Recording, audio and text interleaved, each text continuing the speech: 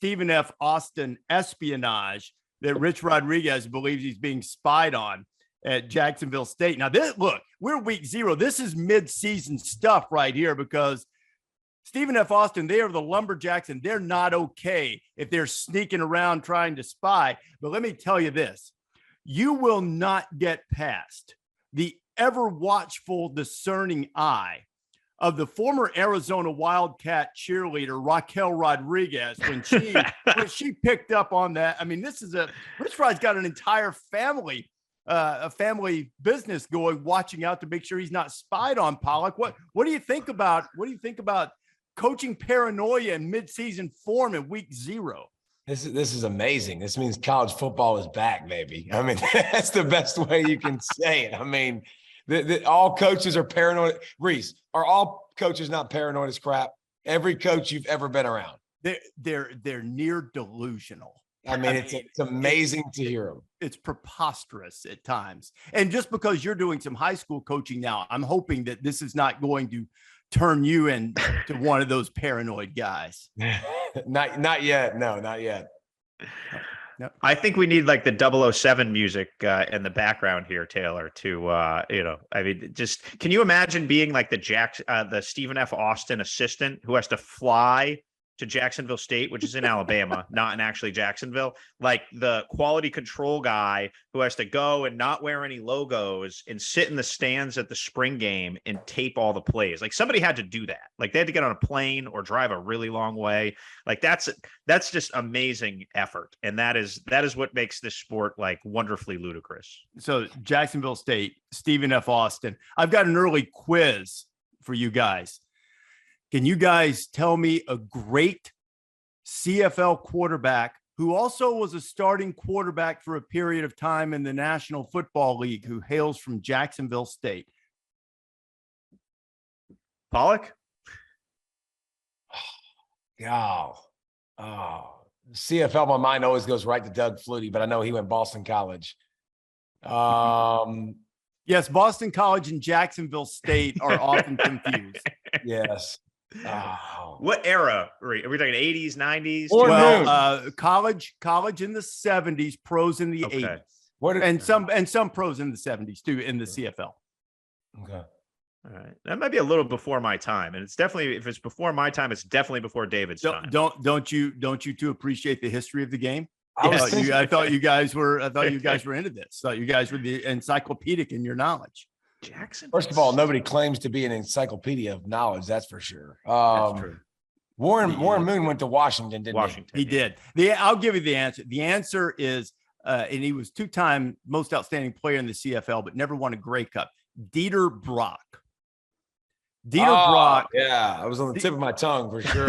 Well, Dieter Brock was a great high school quarterback in the state of Alabama. And I think the idea, he started his career at Auburn. And I think the idea was that he was going to be the next great quarterback at Auburn. Didn't work out. Pat Sullivan era? Yeah, right after Pat. Right, it was right after Pat. I think Dieter's just a few years younger than Pat. Is Auburn still looking for their quarterback since then, or what? Hey, I think Dieter's still around. He might still have a little bit to spin the bean in there and spin some and go back if he's got a year of eligibility at Auburn. But anyway, I don't know why. I guess because I grew up in Alabama, and those were my formative years when I was in kindergarten, and elementary school. I remember hearing about Dieter Brock, going to the high school all-star game in Bryant-Denny Stadium and watching Richard Todd play quarterback for the South squad against the North squad, who had a quarterback from my hometown who was playing for the North, who went to Auburn and also transferred to Jacksonville State, but was not Dieter Brock. So anyway, so that's your little bit of Jacksonville State history to go with your heaping plate of espionage for the day too. A little scoop of Muscle Shoals along the way. Well, this was actually, at that time, I lived in a small town called Guin that subsequently was blown away by the killer tornadoes in 1974, rebuilt, and it was a great time. And that was one of the places where my love of football really started, because the first 3 football seasons I can remember, as I was 5 years old, the first season I remember was 1971. And the Marion County High School Red Raiders, undefeated state champions. The next year, one loss, but state champions, again, lost to a much larger school. And the third year, again, undefeated state champions. So you sort of, and the whole town would shut down and go to the playoff games. They let us out of school or out of kindergarten at noon when we had to, travel, 5-6 hours to South Alabama to go to the games. So you sort of get it in your DNA at a pretty early age. I'm loving this. Rece Davis, it's time to Bob Seger and turn the page, please, before everybody falls asleep. Dude, you don't understand, man. All you young guys think, oh, it's just about today and my fancy social media, and let me tell you about my workout. Come on, man. Little history. Let the people get to know us. That's what we're gonna do. That's what we're gonna do here. Because now you guys are going to take my top 25 and accept it as the gospel that it is. The gospel, indoctrinated into the gospel. It's good news. I'll tell you that. It's good news because football's back. So what you got? Where are we starting here? Well, Pete wanted to pick it apart. I think I don't really know why. Step up, because Pete. Let's go. Once you get past the top three, it's a mess. Well, you might as well. I always tell Ralph Russo from the Associated Press, can we have a section of teams that instead of putting them in a row, so if they go up and down, they're stacked on top of each other, that they're all like in a column and spread across, because they're all kind of the same. Where would your column stop from 4 down? I'd have to look at the list, but I would say probably 15 or 16, somewhere in there. With the opportunity for some of the other teams to, to pop up and get in there in that next tier of teams, but probably somewhere in that range. Where can we find your attempt at a ballot, Rece? There, Twitter?